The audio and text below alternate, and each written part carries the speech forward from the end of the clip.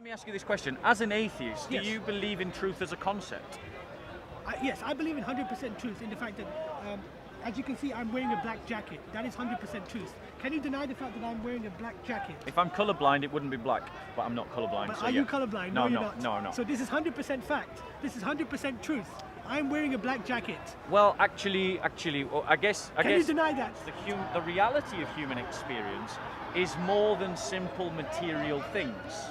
And we know that there are many things we know to be true, even though we have no way of evidencing or proving them. You know your mother loves you, and I'm sure she does. Yes.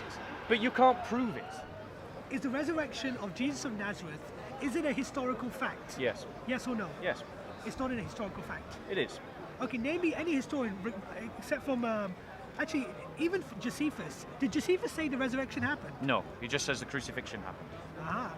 Aha, I got you. I think that you have the right not to be a Muslim, and I think it is wrong that you should even have to worry about the fact that you're not a Muslim. Yeah, that's why I don't debate with the Muslims as well. But why is it that we are living in Britain in the 21st century and we have, by albeit an atheist, you know, a bit misguided, but otherwise a very pleasant guy, worried about what might happen to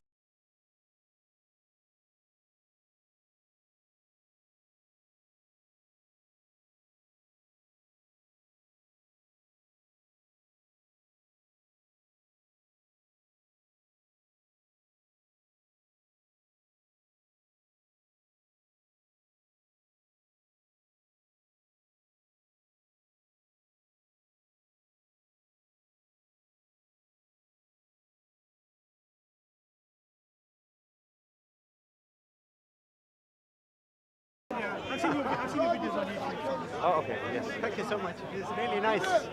Brother, Nice person. brother. It's really nice to talk to you. No, it isn't free. Just keep me free. Thank you for your contribution today. Happy Easter. Happy Easter. Here, some gifts.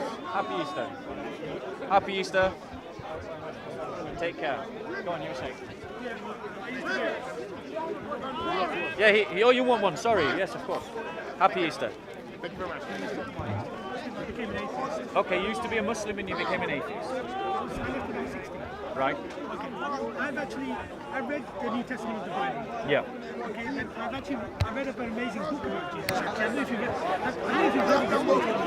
It's by Reza Aslan. Yes. Zealot, The Life and Times of Yeah, Jesus. I've heard of it. I've not read it, but I've heard of it. It's an amazing book. Probably one of the greatest books ever written about Jesus, I would say. Okay. I would advise you to read that. Jesus Christ, the King of Make Kings me and on the yourself. You want Lord to be able to hear me properly. Yeah. I advise you to read the book. Basically, the point I'm making is this. Sorry. Shall we go somewhere quieter? Let's go somewhere quieter so we can pick you up on the microphone. Yeah, exactly. I don't like to share. Yeah.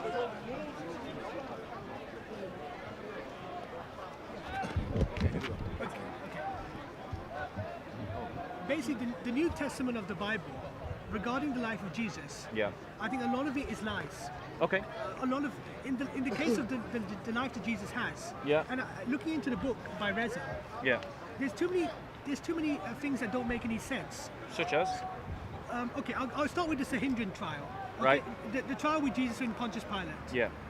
Now, in the Bible, Pontius Pilate says, look, I can't find any fault in Jesus. Yeah. This man is basically perfect, and I'll give you someone else to crucify. We're going to give you Barabbas instead. And the Jewish people in the crowd say, no, we don't want Barabbas to get crucified. We want Jesus to get crucified. Okay. He has blasphemed or whatever excuse they've come up with. Basically, what Reza's trying to explain to Christians is that verse, that story in the Bible has been made up. Because, for one thing, Pontius Pilate does not need the approval of the Jews to crucify Jesus of Nazareth. He never asked for the approval of the Jews. Well, the Jews persuaded him to crucify Jesus. They pressured him to crucify Yeah, Jesus. that's what I'm saying. They pressured him into crucifying Jesus. Yeah. Pontius Pilate does not need to listen to the Jews. He doesn't. But why does he? Because basically what has happened is an open shut case. Jesus has committed treason. That is why he's been crucified. That's the reason that they pushed on Pilate, yeah. He has committed treason by attacking the temple. The Bible mentions the fact No, hold on. That was not a punishable offence according to Roman law. They weren't bothered by that. They weren't bothered about these petty skirmishes between the Jews. No, he attacked the temple. Yeah. They were bothered by that incident. No, the Romans were not so bothered by that. The Jews were bothered by that. The Jewish people of the time were bothered by that. Pontius Pilate, what Pontius Pilate was worried about was a revolt. He was worried about unrest in the province because it would affect his career, it would affect his standing before Caesar, it would affect his own ability to progress in the Senate, it would affect his own standing within the Roman honor system. Okay, I'll answer you this question. This is the question I always ask Christians. Let's see if you've got the answer.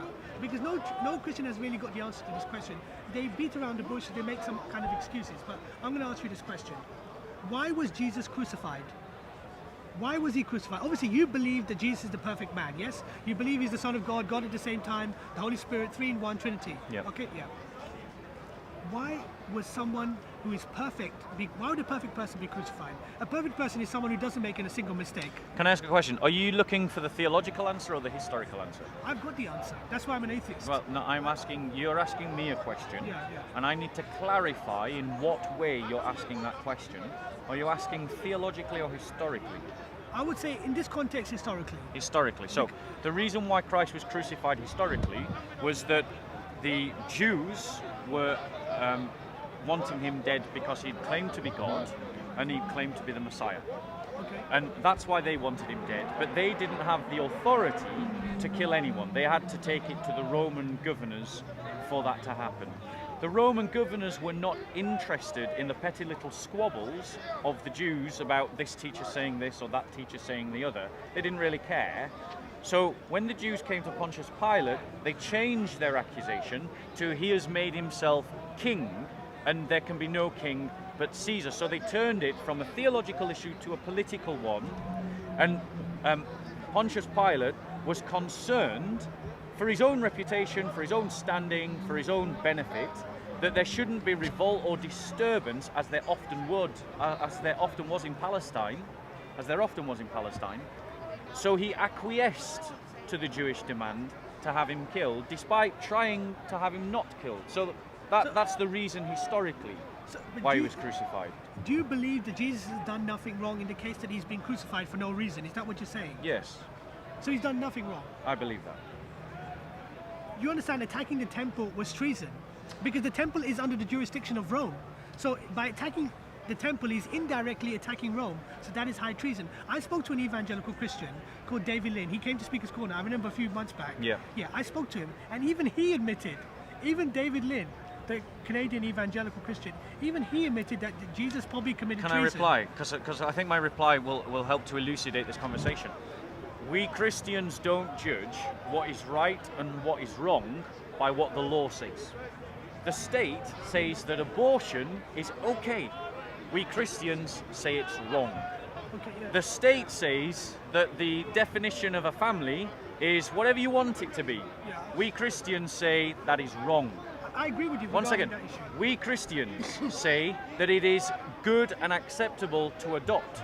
Sharia law has no concept of adoption. So what the state says is right and wrong is not of any consequence to us. When I say that Christ did nothing wrong, I mean that he did not break God's law in any way. Whether he broke the laws of the state, we can debate.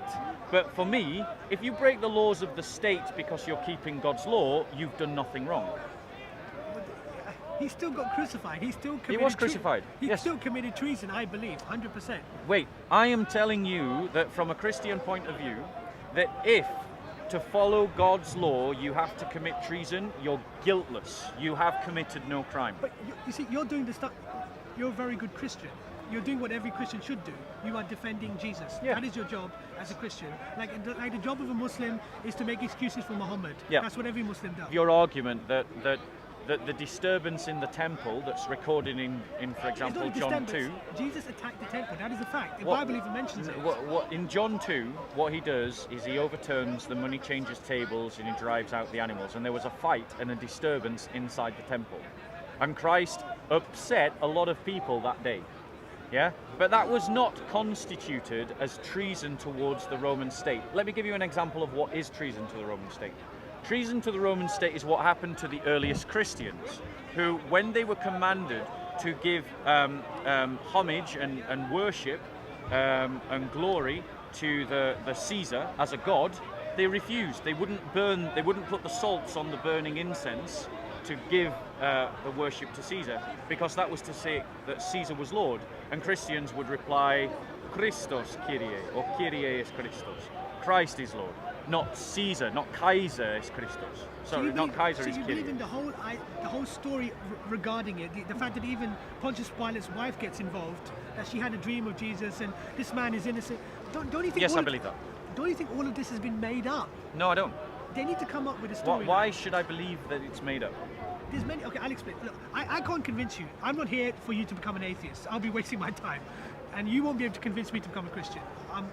I'm far too. If you're making those decisions from the beginning, then probably not. However, I think that. No, but I'm hold asking on one you, second. are you willing to become one an second. atheist today? What, Are you if, willing to become an atheist no, today? I'll answer that question. I'll answer that question. If atheism is the truth, I Yeah. want to be an atheist. Yeah, but you're not interested in the truth. You're interested in biblical Actually, truth. I'm really interested in the truth. You believe in biblical truth. I'm really You believe interested in what the in Bible truth. says. Yes, that's right. And because I believe it to be true. If you can give me good reasons to show that it's not, then I'm willing to listen. But hold on. You're saying that you're not interested in the truth because you're not interested or not willing to change your beliefs. I've got the truth, that's why. Right, exactly. So out of the two of us, I'm more open-minded than you. But I don't think you have any interest in becoming an atheist today. If you can give me really good reasons If I to could- not be a Christian I and could to spend become an 24 atheist, hours with you today. The whole day I could spend with you. I don't mind doing depends it. what But arguments I do you need to eat. marshal. I do need to have my dinner as Depends well. what your arguments you marshal. If you can't marshal good arguments, but let me ask you this question: as an atheist, do Yes. you believe in truth as a concept? Yes, I believe in 100% truth in the fact that, as you can see, I'm wearing a black jacket. That is 100% truth. Can you deny the fact that I'm wearing a black jacket? If I'm colourblind, it wouldn't be black, but I'm not colourblind. But so are yeah. you colorblind? No, you're no, not. no, no. So this is 100% fact. This is 100% truth. I'm wearing a black jacket. Well, actually, well, I guess. Can you deny that? No, I don't, because I have an interest in truth. But if you're saying, I believe in truth. are you saying that truth is only a material, observable fact? Is that what you're saying? No, it's more than that. But I just gave you one example. Let me ask you this question. Yes. Okay, prove to me that your mother loves you. Prove to me that your mother loves you. Yes. Yeah. She can just come here and she'll tell you. Right, but what happens if she's lying? Why would my mum lie about loving me? It doesn't make sense. But why? Well, maybe she's doing it out of self-interest. I don't see any other reason. If she didn't love me, she'd tell me, wouldn't she? How do you know? Why would she lie? It doesn't make sense. Why would she tell you the truth? Because she's my mother. But how do you know that she loves you? I'm assuming she does. But what proof can you marshal to prove that? Just speak to my mother. She'll tell you. Okay, so you're saying And her my mother's testimony. not here. I'm here on my own. You're today. saying her testimony is enough. Yes. Okay, so I say to you, God exists. Is my testimony enough? Not in the case of that. No. Okay, so why is it? Because my mum 100% exists. You can't prove to me 100% that I've God never exists. denied the existence of your mother. What I drew into question was whether your mother loved you. Yes. So I'll ask you again, what evidence can you prove, what evidence can you bring forward to show that your mother loves you? Well, she'd have to come here and have a chat with you. She'll explain to me that she loves me. She could be lying to me. Yeah, but that's your opinion. Whether you think she's lying or not. I guess the point I'm trying to make to you Yes. is that we can interpret facts however we want to. Evidence But I just gave an example which you cannot deny. I'm wearing a black jacket. And That what is I- 100% fact. That is 100% well, truth. no, hold on one second. I'm Firstly, a South Asian man. I've got glasses on. yeah, You deny the and fact. all of these things. These are and- all facts. Well, you haven't let me finish my point. Sorry. All of these things are facts. All of these things are true. I have no problem accepting scientific knowledge, right? What I'm saying to you is that the human experience, the reality of human experience is more than simple material things.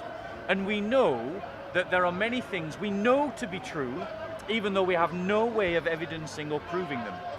You know your mother loves you, and I'm sure she does. Yes. But you can't prove it. But the experience of her love is as real as the black jacket that you're wearing and the glasses. And the reality of that love is as real to you more than simply the observable material world. Okay? Would you agree with me from the example that I've used, Yes, yes. that the human experience is broader, deeper, and wider than simply the physicality of that experience. Yeah, I understand what you're saying. Yes, I do. And you agree with me? Yes, I do. And would you agree with me? But that- as I already explained to you, that you've never met Jesus. I'm going to come to that. Yeah. Would you also agree with me that there is no way that you could evidence the fact that your mother loves you? She could write a letter about how much she loves me. Yeah, but she could be lying. Well, it's your opinion. It's your opinion. Yes, it is my opinion. In this hypothetical, do a thought experiment with me. Let us imagine, because obviously your mother is not in dispute here, and she really does love you. We both know that, right? But let us just imagine, for the sake of argument, Yes. that your mother has behaved your entire life exactly as you have experienced her for your entire life. But for the whole time she was lying to you. How would you know? Do the thought experiment with me. How would you know? Well, I mean, I don't think she would. I don't think she would be lying. No, the thought experiment that I'm asking you to do Yeah. is she's behaved exactly as you remember her right now. Yes. Nothing is different. But in the thought experiment that we're doing, we are saying that she was lying. That's the thought experiment. Okay. Okay. How would you know? Yeah, I wouldn't know. You wouldn't know. Yeah. Exactly. And so there is a gap between how we interpret facts and how we interpret experiences vis-a-vis what we know to be true. I'll answer you this question. My relationship with my mother, is that the same relationship that you have with Jesus? What relationship is more real? Do I know that Jesus loves me? Absolutely I do. Yeah, but the point is, you've never met Jesus. You have no relationship with Jesus. You don't. You assume you do. As a You Christian, I believe that I have met Jesus, but it's a spiritual experience. Well, I'm sorry. I think you I might know be that's not- dreaming. I I think know. you might be dreaming. That's fine. That's fine. I'm quite happy to dream. Okay. Yeah. Don't knock it off today. Yeah, I'll try my best. I'll try to keep my hands together. Look good now, yeah? I'll try to keep my hands now, together. yeah? So my point to you is, right? Just because SC Dawa has joined us late, I just need to fill you in on the picture. This brother here is a former Muslim. He's now an atheist. So he has rejected Islam, and we're talking about whether we can trust the Bible, and on what basis can we know what is true. The life of Jesus. Yeah. We're talking about. Exactly, we're talking about the life of Jesus. So my point to you is, you're saying that your mother could write me a letter Yes. to tell me of her love. Yes. Well, Paul wrote letters about Jesus telling of his love. You're saying that your mother could come and talk to me. Well, the first apostles went out and spoke to people. So How all do you know the the apostles weren't lying? That's the same point. right. You said the same thing about my mum. Let us deal with that very question. Let us assume. Let's do a thought experiment. The apostles were lying. Yes. Okay, this is our thought experiment. The apostles were lying, Yes. and everything else that we know about the apostles remains true, but they were liars. Now we know that all except one of the apostles died a martyr's death for the faith that they proclaimed, with the exception of John. We know that lots of people can be deceived and die for a deception. Communists used to blow themselves up in Vietnam against the Americans because they believed in communism, but it was a lie. Have you ever met anyone who's willing to die for something that they knew was a lie? Have you ever heard of someone who's willing to die for something that they knew was a lie? I can answer you that question. Please. The reason these people died for Jesus is that they couldn't accept that he had lied to them. They couldn't accept that he wasn't the Messiah. Do you understand? So they love Jesus that much that they're willing to do it. I'm sure lots of people are willing to die for people they love. Okay, whether your mother. here's your, my counter argument to that. Yeah. I can accept that some people can have such a traumatic episode that they will fight against reality. Okay? No, I'm Okay. talking about the love you Yeah, have but of your children or but your mum or but dad. the witness to the resurrection is multiple different witnesses. Now, granted, let's pretend that 6 out of the 12. Let's do a thought experiment, right? Let's say that 6 out of the 12 were so traumatized by the defeat of Jesus that he wasn't what they wanted him to be. The fact of the matter is that the Christians that went around, according to Bart Ehrman in his latest book, The Triumph of Christianity, was up to 20. Up to 20. That's his argument. This is the scholarship of Or Bart 20 Ehrman. people saw the resurrection. Up to 20 people were so convinced that Christ had risen from the dead, it transformed their lives. Now, statistically, to have the kind of psychotic episode that you're talking about, statistically, 20 people having that psychotic episode is impossible. There's just too many. 1, 2, 3, at a push, 4, really being generous, 5, but not 20. I've got a very good point for you here. I want you to address my point first. I think the resurrection is the biggest lie in history. I don't think it happened. So you're saying it's a lie? Yes. Do people die for what they know is a lie? Yeah, but I don't think that actually happened. You're not actually answering my question, so I'll ask you again, and I want you to specifically answer this question. Yes. The question is, Yes. do you know of other accounts where people died for something that they knew was a lie? Okay, here's one. I actually have examples to give you, but I want to hear yours. Like you have those cult people, like when they do the mass suicide, they probably know the cult. They know the cult is wrong. No. They died because they believed. No, they both maybe did it. They were No. just crazy. No, they died because they believed. Someone doesn't kill themselves because they think they're lying. No. The point is,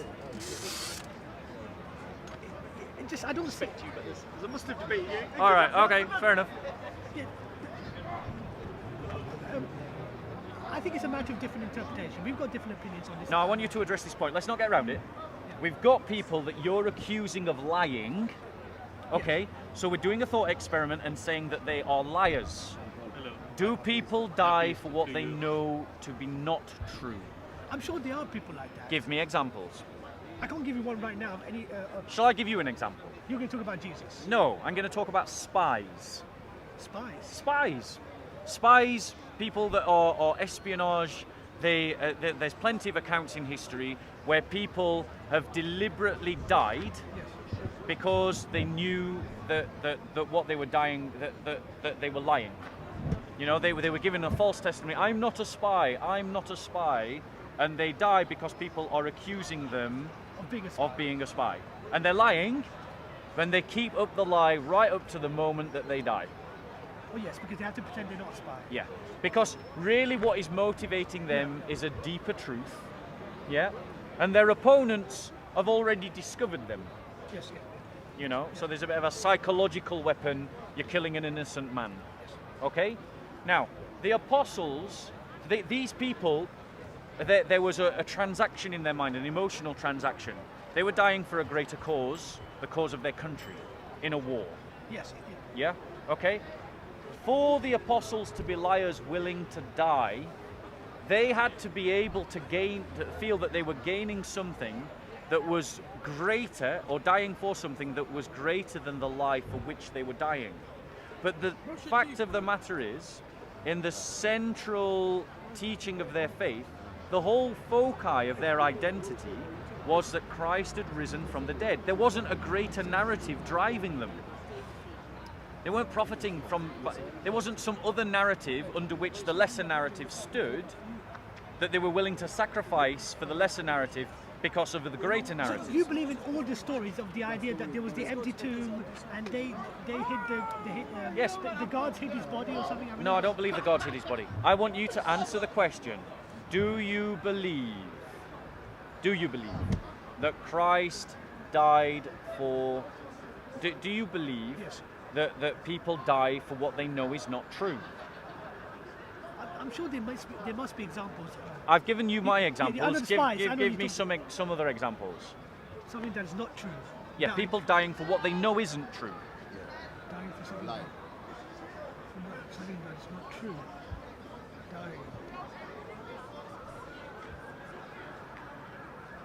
Maybe it's like a form of like killing or something. Like they know killing is wrong, but they can't help it.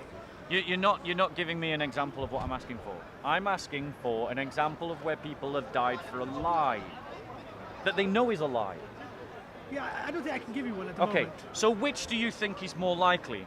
That people died because they believed that what they were dying for was true, or people died because they knew what they were dying for was false? Which is more likely in your human experience? People dying for something they knew was true. People dying for what they believed was true Yes. versus people dying for what they know is false. People Which dying is- for something they know is true. Yes. Yeah. Which is the That's, more likely. That's more likely. That's more likely. Thank you. Yeah. So, Yeah. in terms of thinking about the apostles, Yeah. the fact that they died preaching this religion, Yeah.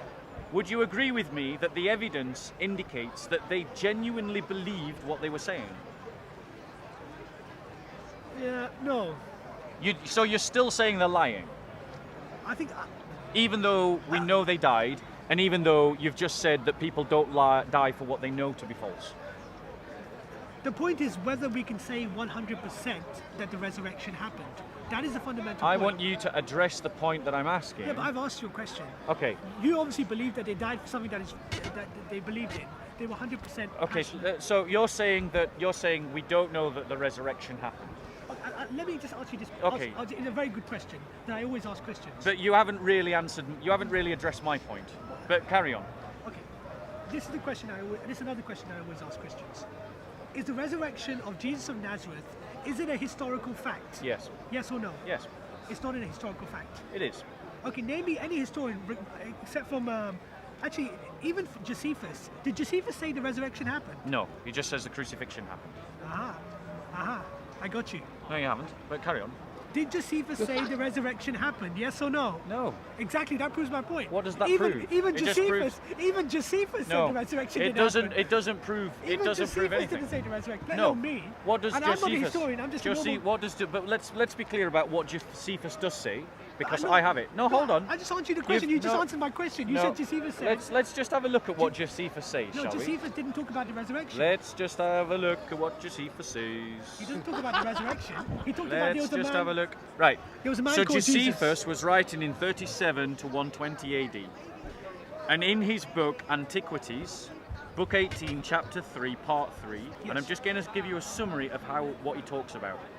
He talks about Christ Yes. as being a performer of miracles. Yes.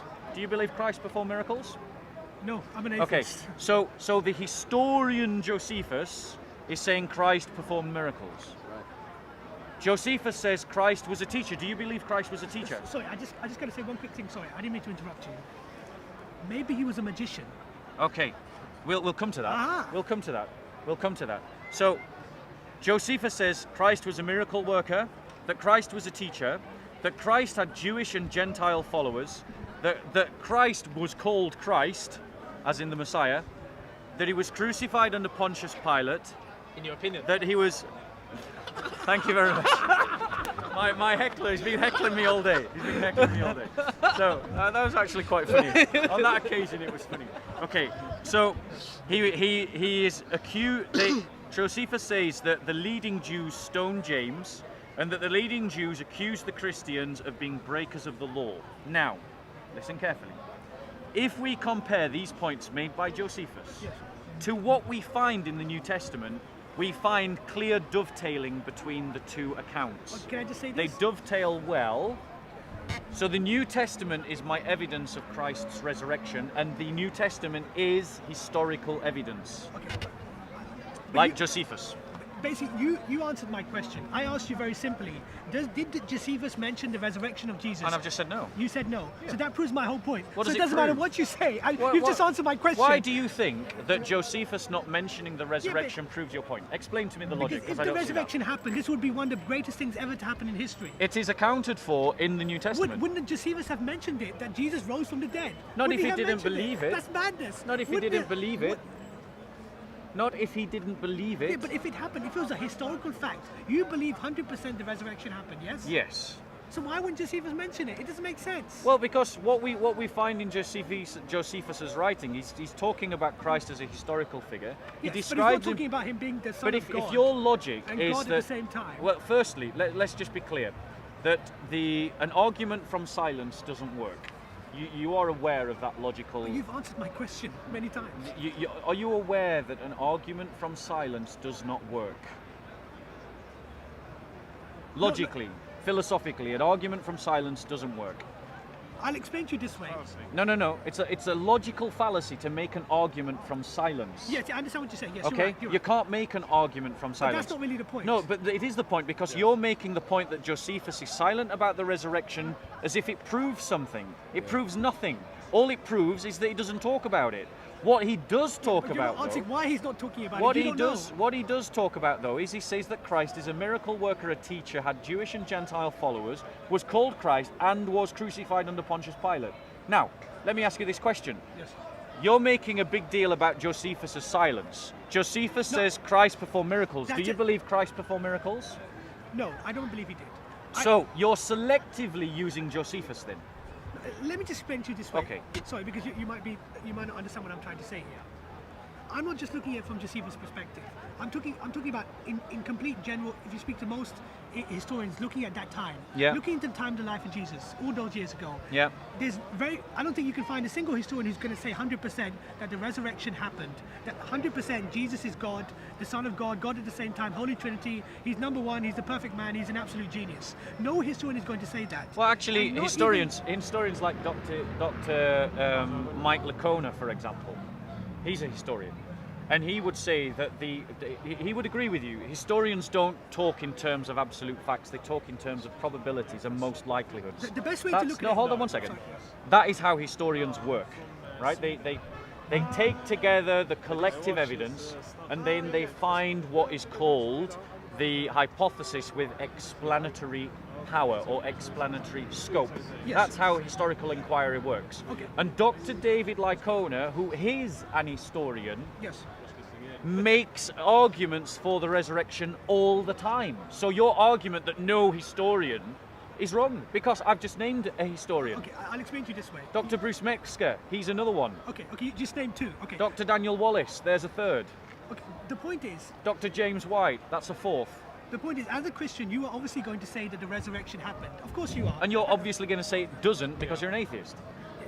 That's, Why are your presuppositions more acceptable than my presuppositions? Yeah, but what makes more sense? Someone died on the cross, they died, or someone died on the cross and after 3 days they rose up again. What makes more sense? He died on the cross, case closed. If there is or a- does he die on the cross after 3 days he rose Well, again? firstly, I'm glad that we're speaking to someone who's not bothering to deny the crucifixion. Yes. Okay, so But I just want to say sorry. no, let me address that point. You've asked the question about which makes more sense. Yes. So let me ask you this. I will answer that question. If there was no God, Yes. then it would make sense to say that Christ died and that was the end of the matter. Yes. If there is a God, Which I don't believe. and I'm God atheist. and God prophesies that Christ would be crucified and resurrected, Yes. yeah, which we believe is in the Old Testament. Okay. Yeah, I'm one more second. into the New Testament. Okay, I'm not into yeah. the Old Testament. Well, the Old Testament prophesies about the Messiah. The whole point of the Old Testament is it's talking about the Messiah. Are you aware of that fact? Well, haven't the Jews rejected Jesus? Are you aware that the Old Yeah, Testament and the Old Testament is the Hebrew is, Bible, yes? that is talking about the Messiah as a coming figure? Yeah, but they're not Are you talking about aware Jesus- of that? They're not talking about Jesus specifically. Is the word Jesus actually mentioned? in No, the it doesn't. It doesn't name Is Jesus. Jesus mentioned in the Old Testament? Exactly. Okay. I just So remember. so the thing that I'm pointing out to you, There is no mention of Jesus in the Old Testament. the thing that I am pointing out to you. Open shut case. Well, I'm sorry, but you're Case wrong closed. again. No, you're not. I just You're asked wrong you. again. I just asked you. You're wrong. Look, you I can asked assert. You You in can the- assert as much as you want. Can I just I'm going to ask- make this point now. Is there I'm any going to mention- make this point now. Okay. You can assert as much as you There's want. no mention of Right. Jesus in the Old Testament. Actually, let us It just doesn't look even at say this. his name. Does he say Jesus? It talks about the Messiah. So let's That give could an be example. anyone. That could be me. Well, okay, so this has to happen to you then. This has to happen to you. My God, why have you forsaken me? Far from my deliverance are the words of my groaning. Oh my God, I cry by day, but you do not answer, and by night, but I have no rest, yet you are holy. O you who are enthroned upon the praises of Israel, in your fathers trusted, they trusted, and you delivered them. To you they cried out and were delivered. In you they trusted and were not disappointed. But I am a worm and not a man, a reproach of men, and despised by the people. All who see me sneer at me.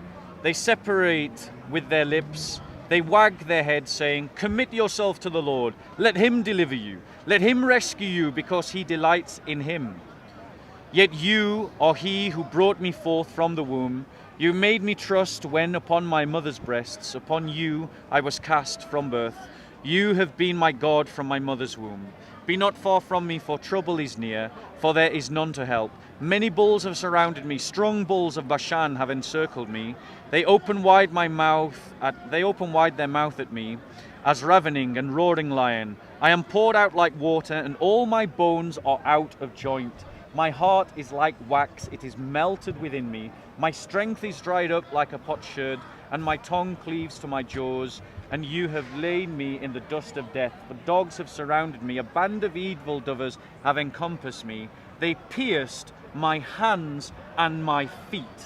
Now, what happened to Jesus Christ? In the case of the crucifixion, you're talking about crucifixion. Yes. Well, apparently, yeah. What happened? He was hanged, wasn't he? He was what? Hanged on a He cross. was pierced, hands and feet. He was nailed to a cross. Yes. Right. This psalm was written centuries before Christ ever lived.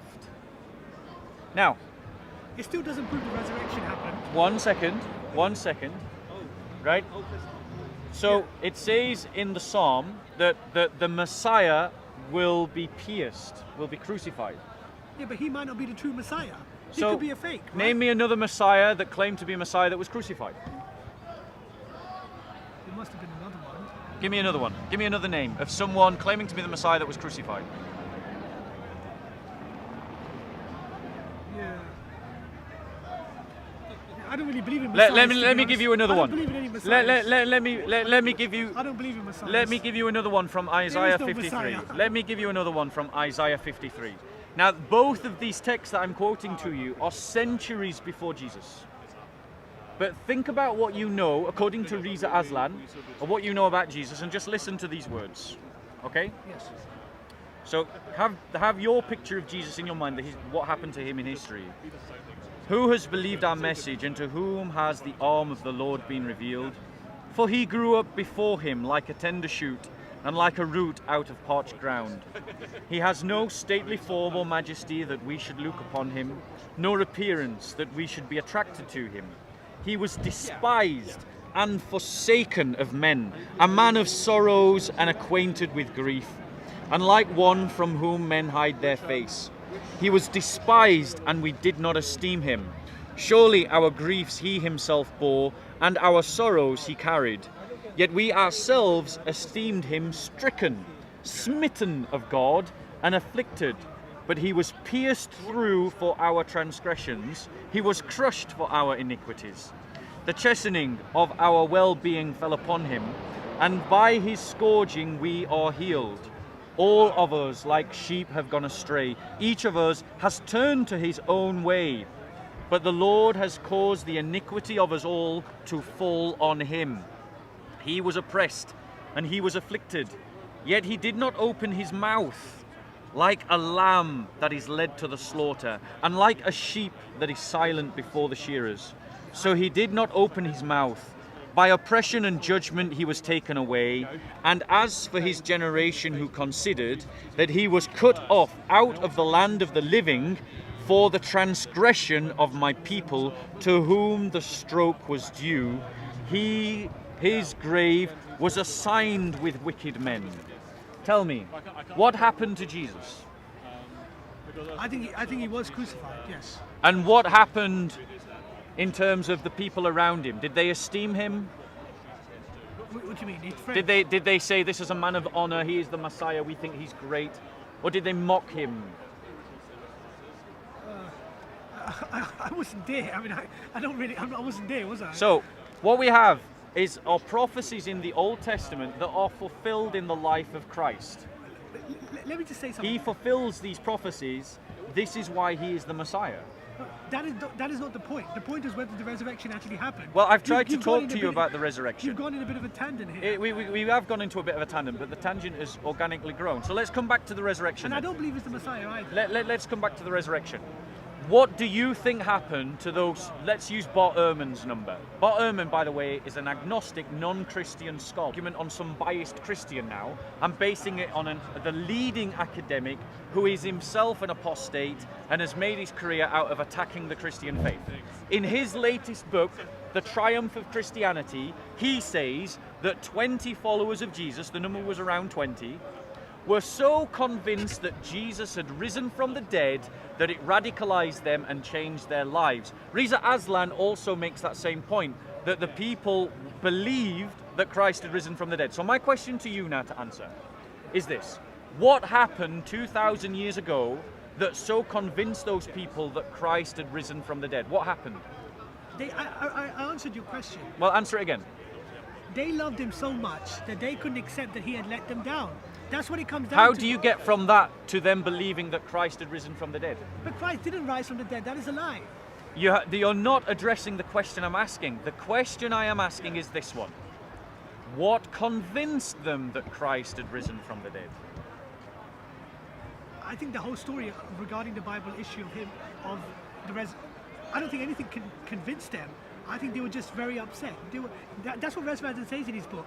They were mortified that Jesus had let them down. You're not addressing the question. So you're saying that nothing convinced them. So why did they go and preach it? Who? The apostles. Yeah, they were just brainwashed. That's the best way to look By at it. who? By their own stupidity. So they brainwashed themselves into believing that Christ had risen from the dead and he wasn't dead.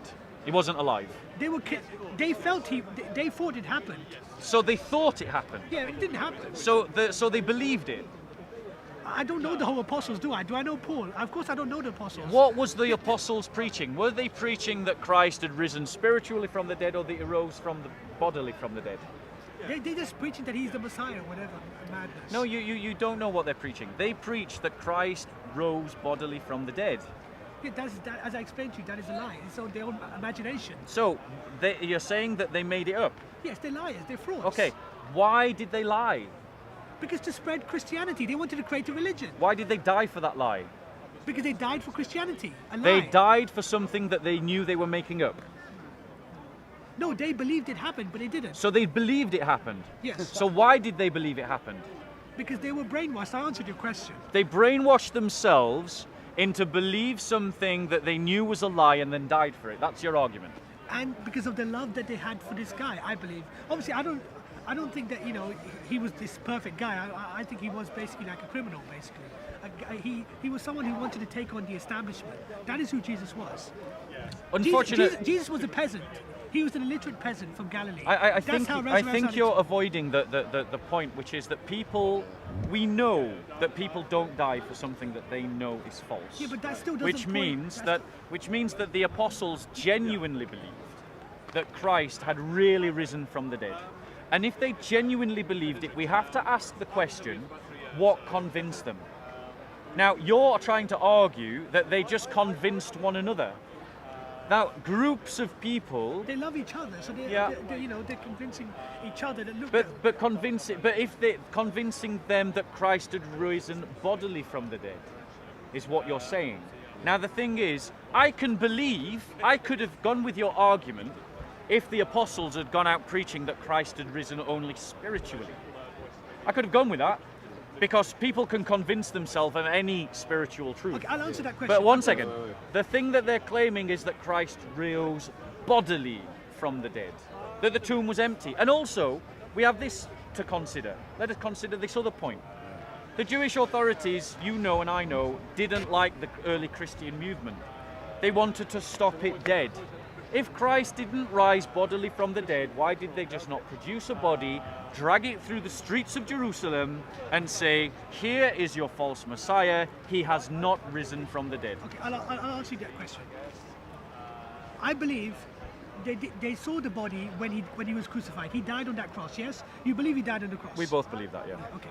So it's pretty obvious they saw his body when he died on the cross. Do they need to keep producing the body 2-3 times to show everyone, look, this guy... If people are going around saying that he's risen from the dead, yes. So How do you know they didn't produce the body? How do you know? You weren't alive back then. So how do you know? Because if they had produced the body, if Yeah, they but had how do you know produced he the didn't body, produce the body? then, well, if they had produced the body, the whole of the preaching of Peter would have been made into a mockery. Peter but was how do you know going Peter wasn't around. lying? Peter You can't- keep accusing Peter of lying. Peter died for this belief in 64 AD. What reason? What does he gain from dying for a lie? People lie I to just- gain something, I do they answered- not? I answered your question. Not really. He wants to spread Christianity. Yes, but he died for that belief. Yeah, but does he not want to spread Christianity? That is the point. He died for the belief, right? He died to spread Christianity. That's what I believe. Do people die for what they know is a lie? They died for Christianity, yes. So Peter was lying and then died for it. That makes no sense. He was lying. Look, basically, the resurrection never happened. So that's a non-argument. It does happen because that's what triggered the first apostles to go out and preach that Christ had risen from the dead. This is what I forgot to tell you. If something is a historical fact, no one would be able to deny it. So why am I denying the resurrection? There are plenty of historical facts that are being denied all the time, But something is, like the resurrection. yeah, then it's not a historical fact, is it? No, like there are many historical facts that are in dispute all the time. I'll give you an example. The classic one whenever someone's having a debate. Like, did Hitler come up with the final solution or did the Nazis emerge with an idea? The most current theory is that the Nazis emerged with an idea about the final solution. Now, the fact of the matter is, the way that historians come to that conclusion is they take all the available evidence and they find the hypothesis that gives the most explanatory power. You have to give me an hypothesis that accounts for these things. 1, Christ died on a cross. 2, the early followers, the very first Christians, were preaching that Christ had risen bodily from the tomb, the empty tomb. Okay. So, give me a theory that explains all three. Okay, I'll answer all the questions here very quickly. Okay. Yeah. First of all, the empty tomb was a lie. It was a story made up. Now, you have Okay. So that explain. Okay, we're saying it's a lie. Yeah. Go on. I need to explain it very quickly. You have to let me quickly explain it. Basically, the evangelists who wrote the Bible had to come up with these stories to prove that Jesus was the Messiah. They had to come up with these crazy stories that someone died and then came back to life after 3 days. There was an empty tomb. When he was 14 years old, Jesus, he was debating with the rabbis. And how does an illiterate peasant who can't read or write debate with the rabbis? These are all lies. They had to come up with these crazy stories. Pontius Pilate's wife has to get involved. All kinds of madness has to happen. The Jews pressured Pontius Pilate into crucifying Jesus. These are all made up stories. Pontius Pilate does not need anyone's approval. Jesus committed treason by attacking the temple. He was crucified. End of story. The resurrection never happened. They had to come up with these crazy ideas that there was an empty tomb and 200 people saw the resurrection or whatever madness they're gonna have to come up with. But none of these things happened. These are all stories. So That's what your argument to account for these three historical facts that Christ was they're not crucified. historical facts. That's your opinion. No, it is. No, I'm I just sorry. explained to you. I'm sorry. Let's be clear. Is the resurrection a historical fact? No. Let's be really clear. It is an historical fact That's that your Jesus. opinion. Let me finish. It is a historical fact that Jesus Christ was crucified and died on a cross. It is a historical fact that the first Christians went around preaching that Christ had risen from That's the not dead. the point. The point is the No, resurrection. hold on one second. Is the resurrection a Hold on historical one fact? second. Hold on one second. got you there. No, you haven't. Yes, I have. Now, so the historical fact is that the first Christians did go around preaching that Christ had resurrected from the dead. And the historical fact is that the tomb was empty. Now, you have said that all these things are lies. Yes. So what you're saying is you don't believe in any history. No. Listen to what I'm Give saying. me a historian that agrees with your Bob, position. listen to what I'm saying Give me a very- historian that agrees with your Listen to position. what I'm saying very No, quick. stop. Give me a historian that agrees with your position. You've made a big boast about how it's all lies. Most of the historians in the Name world. them. Name them. Most of them. It should be easy for you. You've read into this. Name them. Because Bart Ehrman doesn't agree with you. Bruce Mesker doesn't agree with you. Daniel Wallace doesn't agree with you. James White doesn't agree with I'm you. talking about anyone. Okay. Give anyone- me. Reza Aslan doesn't agree with you. Reza Aslan didn't say the resurrection happened, so he does agree with me. He does not agree with you that the crucifixion is a lie, that the first Christians went around preaching No, I do believe he that was crucified. Christ was No, risen no, from the dead no, is Bob, a lie. no, Bob. You're saying that all of these things are historical lies. No, I believe he was crucified for treason. Do you believe that the first Christians went around preaching that Christ had risen from the dead? I'm not entirely sure on that one. I'm not Okay. sure on that one. So, does Reza Aslan believe that the first Christians did not go around teaching that Christ had risen from the dead? I think he believes that they thought that he was they thought he was the Messiah. They thought he was the Messiah. Okay, I basically, the history and the academic historians agree with the 3 points I've given. I'll explain to you this. You have got no historian that you can back yourself up with. You are simply making assertions based on your own personal presuppositions. Okay, I'll explain to you this. Where's your scholarship? I don't need to have scholarship to prove the resurrection never happened. So which of my Do I three need- facts do I are need you a degree from disputing? Harvard to say that the resurrection never Which of happened? my 3 facts are you disputing? I'm disputing the resurrection. One. I haven't declared that as a fact. I declared that Christ was crucified, Yeah, that the first Christians preached Christ as resurrected, No, sorry. and that the tomb was empty. But- Which of those facts are you disputing? I'm disputing the empty tomb. You're disputing the empty tomb, okay? Yes. I do believe he was crucified for treason. So we're in agreement on the first one. Yeah, we agree on the first one. The third one we disagree with. Okay. And what's the second one? The second one is that the first Christians went around preaching that Christ had risen from the dead. I believe they were preaching that Christ existed and he was a amazing man. Okay. But I don't believe they were So preaching that now he was, bring forth your evidence what do you say? The second one was he was preaching the gospel. that Christ rose from the dead is what the first Christians preached. You're saying that is not true, so now I want you to produce your evidence. No, actually, I think that is true. It is true. Yeah, I think you're right. Okay, so we've established 2 of my 3 facts. Yeah, but I agreed First on those fact, 2. Christ was crucified and died on a cross. Yeah, I said that. Second fact, the first Christians went around preaching that the resurrection actually But happened. that is not the point of my question. Okay. The point of my question is the resurrection a historical fact? we, know we, it's we, not. we are coming to that. You have- So in terms of the preaching of the first Christians, Yes. they went around saying Christ had risen bodily from the dead. Okay, yes. I'll give you that one. Okay, why? I wasn't there, was I? So how can I answer that question? It's a ludicrous question to Okay, answer me. why is it a ludicrous question? We know historically that what I'm saying is accurate. I- The church existed before the New Testament. You're aware of that, right? Yes. Which testament Right. are you talking about at the moment? The New Testament. Yeah. So the church existed before the New Testament. If you'll just bear with us, brother, because I'm talking to this guy. Thank you. You're going in another tangent here. No, I'm really not, because this is evidence. talking about No, hold specifically on. the life Right, of 1 Jesus. second. Let me just link it back because Okay. you're missing the link. I So know. let me explain the link for you. Yes. Okay? The reason why I'm bringing it to the New Testament is this. Because the New Testament counts as historical evidence of what the first early church believed. Yes. Okay? Yes. So we can look at it as an historical document to know what those people believed. Now, whether it's true or not is a slightly different It's a question. matter of opinion. Yes. But what we can know is what the early church believed because they wrote about it to one another. They wrote about it for themselves. They wrote about their beliefs. Let me give you one example. In 1 Corinthians 15, we have what is indisputably one of the earliest doctrines of the church. Well, the historians agree about this. Listen. Now I make known to you, brethren, the gospel which I preached to you, which also you received. So he's saying, I preached it and you received it. Yes. In which you also stand, by which you also are saved. So he's talking about the theological implications of this belief.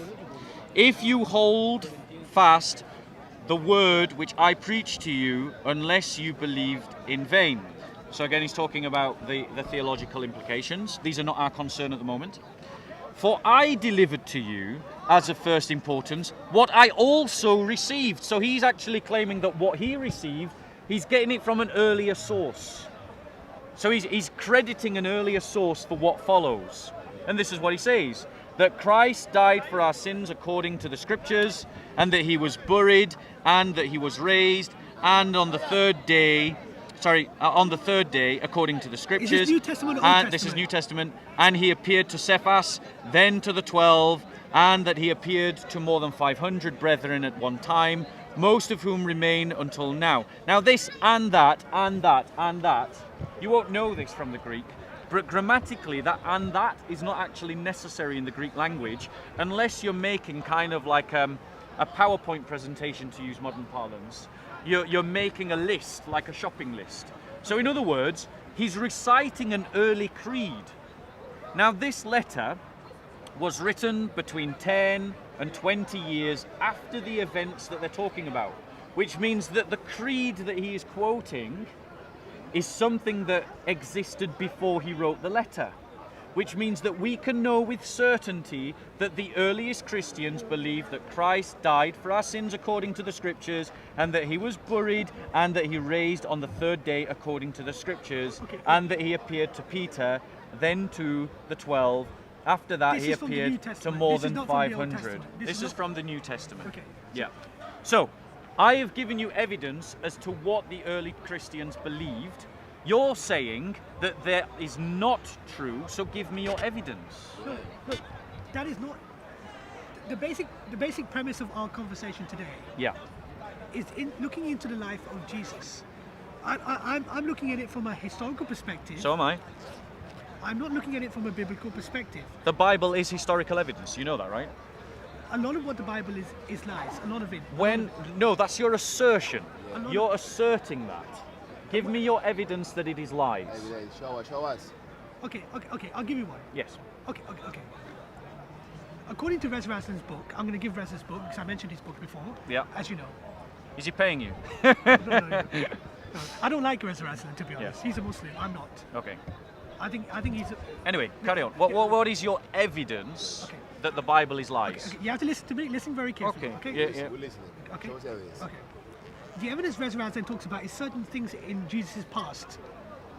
There's a mention. There's an incident in the Bible where Jesus debates. As a 14-year-old, Jesus debates with the rabbis Yep. about the finer things in the scripture. Yes? Yes. Do you agree that's in the Bible? Yes. Okay. Now, Rez Raslin is going to explain to you, and I'm going to explain to you, because obviously Rez is not here, so I'll have to do it for him. Rez is going to explain to you that that passage in the Bible is a lie. Why is it a lie? Well, if you let me speak, I'll explain it to you. Yeah. If we look into the historical evidence, now I'm looking from the historical evidence. Yep. I'm not looking from a biblical perspective. Yep. I'm looking at the historical evidence of who Jesus was. So that evidence is. If you let me speak, if you don't keep interrupting Okay. me. Okay. From what we know of Jesus, he was an illiterate peasant. So how can a literate peasant who cannot read or write, who's basically a tramp, someone who's homeless, how can a homeless person who cannot read or write, who's an illiterate peasant, be debating with the rabbis about the finer scriptures in the Torah? Okay, may I reply? Firstly, you said you was going to produce evidence outside of the Bible about Jesus' life. I've given you from Reza Aslan's book. That is Reza a- Aslan is a 21st century scholar. I am asking for evidence about what happened in the 1st century. No, but- So where is your evidence outside of the Bible about Jesus' life? Now you didn't actually bring that up, so maybe you'll come back to it. But secondly, that is from the Bible. you said that Jesus couldn't read. Yes. This is just not true. The bar mitzvah, That's a lie. the You're bar lying. mitzvah, You're the lying. coming of age in Jewish custom, the way you come of age is that you read the Torah in the synagogue. That is how you come of age within the Jewish paradigm, the Jewish religion.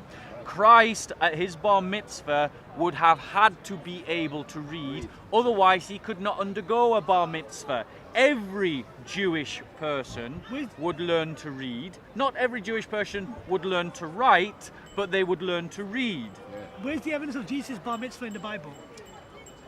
It is the custom of the Jews to have a bar mitzvah. Where is the evidence of Jesus' bar mitzvah in the Bible? I got you There again. isn't. This is I just. got this you is again. just. You lost This again. is just the custom. I got you again. This is just the custom. Now, You're wrong, you you're said wrong you was again. going to bring evidence. I just answered. You answered my own question. Okay. I So asked where you. is your evidence? Where is your evidence? Where is your evidence? Bob, Where is Bob, your Bob, evidence? Bob, Where is your evidence let me that you talk. referred to Bob, let me talk. about Jesus' life Bob, you have to let me outside of the talk. Bible? We can't have a debate. if Okay, you I keep want you talking. answer that question for me. Bob, Show us Answer that evidence. question. Where's your evidence? Jesus did not have a bar mitzvah. So Where you're lying. where is your evidence? Jesus had no. Where's the evidence in the Bible? Where's your evidence? I asked you. We where's know the- Jesus read because there's. I asked you, Bob. I asked you, where's the Jesus? I'm going to bar show you mitzvah that in the Jesus Bible? could read. No, Jesus I'm is gonna bar sh- mitzvah in the Bible. Okay, Don't change the subject. you're saying that Jesus You couldn't keep read. changing the subject. You're saying that Jesus couldn't read. I'm going to show you that he read. I said he was a literate peasant. You're saying that he was illiterate, that he couldn't read, right? Yes. Okay, so explain this to me. Show him, Bob. Now, please note, ladies and gentlemen, that despite now having at least 10 minutes to produce his evidence, he has not produced any evidence at all about Jesus Christ's life as a child. So no, I talked about maybe the Bible. I talked no, about you the Bible. didn't. You quoted Reza Aslan's book. That's all that you No, said. I said in the Bible Jesus. That as is a 14 all that you said. No, I said Jesus as a 14-year-old. Where is your evidence That's from the that Bible. Jesus? Where is your evidence that you're quoting? No, Jesus in the Bible says he debated as a 14-year-old. Where You is agreed your with me. evidence? That's in the Bible. Where it don't smack my Bible, son. Jesus. Now, Come on, son, relax. yeah, right. So Jesus as a let's 14-year-old.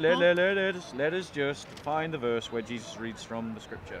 As a 14-year-old, yes? No, you're saying that Christ was an illiterate peasant who didn't know how to read. No. I'm going to show you that he read. Come on. Okay. I'm gonna let YouTube find the reference, or maybe So as you JC can see, find Bob it. can't find One the second. evidence. One Bob- second. Bob can't I'm going to find the quote it to you. JC's going to find it on the phone, and then we'll read it to you. But Christ goes into the synagogue, and as the guest rabbi, he opens up the scroll to where it says that I have come to preach good news, to set the captives free, to give sight to the blind, to heal the sick. And then he sits back down, and all eyes are upon him. And then he says, I tell you the truth, in your hearing these words have been fulfilled. And the crowds were pleased at what he said. Are you saying he had an And education? then he goes on to say that he compares the fact that lepers and people that were healed were non-Jews, and the synagogue becomes enraged by him, and they want to take him to a cliff and throw him off. That's the summary of the passage that I want to read to you. We'll get you the reference and then we'll read it to you. But what this indicates is that what you're saying, that Christ was an illiterate peasant, Yes. is false, because he clearly could read. I would advise you to read Reza's book. So Are you going to when, read Reza's when, book? No, when, you're not. if you want to buy me a copy, go for it. So Why when, do you buy when, your own copy? That's when ludicrous. you'll want me to read the book, I've got you a copy of. I can give you a copy of a book. So what? Okay, I'll buy the copy for you. Will Yeah, you read thanks. it? Yes, if you buy it, yeah, of course. So let me ask you this question, right? The scriptures show that Christ read. So why do you say he was illiterate? What evidence do you have that he was illiterate? I'm talking from Reza's book here. You Yeah, know, but what evidence does Reza give that Christ was illiterate? He said he looked at it from a historical evidence. What evidence did he produce to you that convinced you? Okay. What evidence? I'm memorizing in my head. Yes. Okay. Okay. That's fair enough. Okay. I think from what I gathered he was saying is that back then very few people had any education. Most of the people who were educated there were the rabbis. So he's making an emendation, is what you're saying? Yes. Right. So that right. You need to be clear. An emendation is not Sorry, I haven't finished yet. evidence. I haven't finished yet, Bob. It is a guess. Bob, I haven't finished yet. Go on. He's saying that the place that Jesus was living, I think this was Nazareth. I know, obviously, there's all these issues about where he actually is from, whether Nazareth or Bethlehem or whatever. Wherever he was from back then, very few people were educated. A lot of the people there were illiterate and they had no education. And I think Reza is absolutely right. The people back then who were educated were the rabbis and maybe the Roman governors and people in high positions. Jesus was just a normal guy. He was basically a tramp, basically. He was a illiterate peasant. I don't even know if he was even a... Okay, got it. Thank you. Right. So my compadre here has made the assertion that Christ could not read, and he's basing that on an emendation by Reza Aslan. Yes. But I've asked him what evidence Reza Aslan posited to make that assertion. He's talking about historical And evidence. yes, and I'm asking you what historical evidence? I asked you to read Reza's book and you don't want to read Okay, it. no, Yeah, you don't want to read it. he's just He not told me to seeing the buy- point. He told me to buy a copy. He's just I have he's to just buy not him the he's just copy. not he's just He not doesn't want listening. to buy Yeah, buy me a himself. copy. So let's be clear. You have cited zero zip, and you haven't been able to give any evidence to back up the emendation. An emendation is a guess. That's what an emendation is. Reza Aslan is making a guess. and you have not provided any evidence So for the what- case. what are you so saying? I will give you evidence. One second. I will give you evidence from the 1st century, from the time, by people who were born of the community that knew Jesus, and they say this. And the book of the prophet Isaiah was handed to him, Jesus, and he opened the book and found the place where it was written, which means that he reads. The Spirit of the Lord is upon me because he appointed me to preach the gospel to the poor. He has sent me to proclaim release to the captives and recovery of sight to the blind, to set free those who are oppressed, to proclaim the favorable year of the Lord. And he closed the book, gave it back to the attendant, and sat down. Clear evidence from the 1st century that Jesus could read. But Bob, Now, what evidence can you provide that Jesus was illiterate? Bob, I said Reza Razan's book, and obviously you're going to deny Reza Razan's book. I'm asking you, what evidence did Reza Aslan give you to say that Jesus was illiterate? I didn't memorize the whole book in my head. Right. I do not know of any evidence that speaks of Christ in such detail outside of Bob, the New Do Testament. you claim now Jesus Christ is written this paper? I'm just having a talk with this brother, and then I'll come to you. Just I'm asking you a question. What? What's the question? Very do you quickly. believe Jesus Christ, he written this book? Jesus Christ is written of in this book, yes. He read this book.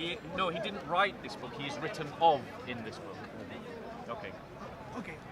Reza, there's just two things, and I'm going to have to go. Do you accept this as evidence that Christ could read? It's written down in the book. I don't say it's Yeah, evidence. it's not just written down in a book. It's written down in a book of the 1st century. Be fair, and answer that question. Why are you selective in your evidence? Because I don't see the Bible as evidence. That's why. Ah, right. Because So have I not explained to you for the past half an hour that I think the Bible is a book of lies? you have said that it is a book of lies, and then you have given no evidence for that accusation. Exactly. I have. What? What evidence? I asked you about Josephus, and even you mentioned that Josephus. What? You're once again trying to make an argument from silence. That doesn't work. It's non sequitur. Yeah, but You what- can't make an argument from silence. Okay. The reason why you can't make an argument from silence is because you can use silence to make any argument. That's why you don't use silence as an argument. But the point is, there's just two quick things I need to say. One was the story I just told you about Jesus as a 14-year-old debating with the finer. Which you said Jesus couldn't read. Yeah. So I said, where is your evidence? And you provided none, except an assertion, Bob, and Bob- then I contradicted No, but your Bob, assertion just- with evidence that Bob, Jesus could read. Bob, whether Jesus could read or not, as a 14-year-old, would he be able to debate with the finer scriptures with the rabbis? Clearly, At 14 years old? clearly, At 14? yes. Nah, that's a lie. Why is it a lie? No, I'm atheist. I don't believe it. You used to be a Muslim. I used to. Don't get me killed tonight. Why does this brother have to worry about his life just because he stopped believing in Islam? It is seriously wrong. He's trying to get me into trouble. I'm not trying to get you into trouble. it's a fact. I think that you have the right not to be a Muslim, and I think it is wrong that you should even have to worry about the fact that you're not a Muslim. Yeah, that's why I don't debate with the Muslims as well. But why is it that we are living in Britain in the 21st century and we have, by albeit an atheist, you know, a bit misguided, but otherwise a very pleasant guy, worried about what might happen to him? There's something wrong in the UK and the establishment does not want to deal with it. Yeah, you're right. You There's should nothing not be wrong with here it. in fear, Listen, and you listen, should not have to worry. No, I Carry agree. on your point. He's not worried about nothing. Because I'm the Muslim. Look, it's He not has just together, said you he's are worried. Muslims here. He's not. No, I don't like to be around. I don't like to be around Muslim. them too much because I I think don't some of have them get a bit. against nothing about I think some of him. them get a bit too aggressive and they get a bit. Yeah, I get that. Yeah. Anyway, Yes. I'll let you have the final point, and we'll stop there because Yeah, we've been going yeah, we've been going at it a while. I've been speaking for too long. I'm sorry. I just You haven't. It's been a really interesting and good debate I'm and sorry to discussion. keep you too long. And if you You want- haven't, honestly, you haven't. Don't worry. Anyway, it was good chat. But you I've I'm got- just getting tired and I need to walk around a bit. Yeah. My feet are cold. I came in last Sunday looking for you, but Lizzie was here. Yeah. And Lizzie told me you only do the morning shift. That's why you were gone. Right. Yeah. I only do the like morning the morning shift. shift. Yeah. When I spoke to when I told Lizzie, this is what I said to Lizzie. I said to Lizzie that Jesus is not coming back. Yeah. And she obviously got incredibly offended by it. And I'm not making this up. After 5 minutes, she ran off. Okay. Well, we've been stood here for more than 5 minutes. Okay. Yeah, that's one last thing I was going to say to you. The only way Christianity is true, the only way Christianity is right, the only way you're not wasting your life coming here every Sunday the only way you're not is if Jesus comes back. Okay? No. That's the only way you can be true. No, the only That's the only way thing you're that right. validates my faith is that Christ rose from the dead. If Christ Amen. didn't rise from the dead, then he's definitely not coming Yeah, back. yeah. If he did rise from the dead, he definitely is coming back. Amen. So actually, it's the resurrection that is the central to my faith, not the But as I explained to you, second advent. as I explained to you, the resurrection never happened. So obviously Okay. you're not going to take my You- word you- for it. You've asserted that, but with no evidence. So you're saying So- 100% Jesus Right, coming we're back. gonna stop there. Yeah. I want to give you this. You've been a very pleasant person to speak to. Thank you. Have a lovely Easter. Thank you, Bob. Don't get too fat on chocolate. No, I won't. You know, and maybe next week we can pick up our conversation again. Yeah. I'm coming. I might If come you back. follow me on Twitter, Yeah. on Soko Films, we can communicate directly. Yeah, I'll come back on. But I'm going to be doing my atheist preaching. I'm going to be preaching atheism. But Okay. I'll do it for one more week. I don't really come here every Sunday. So. That's fine. That's fine. Have a read of that. Have a think about Nice what we've talking to you. Nice discussed. talking to you, You Bob. look after yourself Okay. and stay safe. Thank you, Yeah. thank you. So we've had a very interesting conversation with a very fine fellow. I don't know. I can't remember his name. An Asian atheist, a former Muslim. And it's been a very interesting conversation. I think that the problem for those who want to argue against the resurrection is they have to have a theory that has explanatory power of the available facts. And the available facts are these. Christ was crucified and died on a cross. Christ, the first Christians did claim that Jesus rose from the dead, and they were convinced of it, that Christians died for that belief, especially the first apostles, that the tomb was empty. Whoever comes up with a theory to explain those facts must account for them all equally. And as Dr. David Lycona would point out to you, who is a historian, the theory, the hypothesis with the greatest explanatory power of all the available facts is to say that Christ truly rose from the dead. And what we find by those who deny this is that they cannot account for these facts. They struggle to account for these facts, and what they do instead is they come out with a theory that might explain one fact or two facts, but then doesn't explain the others. The most probable explanation is that the resurrection really occurred, and this is the ultimate proof of the existence of God. It is a historical fact that Christ rose from the dead because there is no better explanation to explain man crucified, first believers preaching that he had risen from the dead, those first preachers dying for that faith, and the empty tomb. We have not yet had any hypothesis, certainly not the Quranic one, that can better explain these realities. And it isn't just Christians that are arguing these facts. Bart Ehrman agrees Christ was crucified. He's not a Christian. Bart Ehrman agrees that the first Christians were preaching that Christ had risen from the dead. Bart Ehrman agrees that the first Christians, certainly Peter and Paul, died as martyrs. He might dispute the others, but he accepts those too. So what we have is even non-believing academics asserting these facts. Bart Ehrman does disagree with the idea of the empty tomb. I'll give him that. However, the scholarship, the historians, Dr.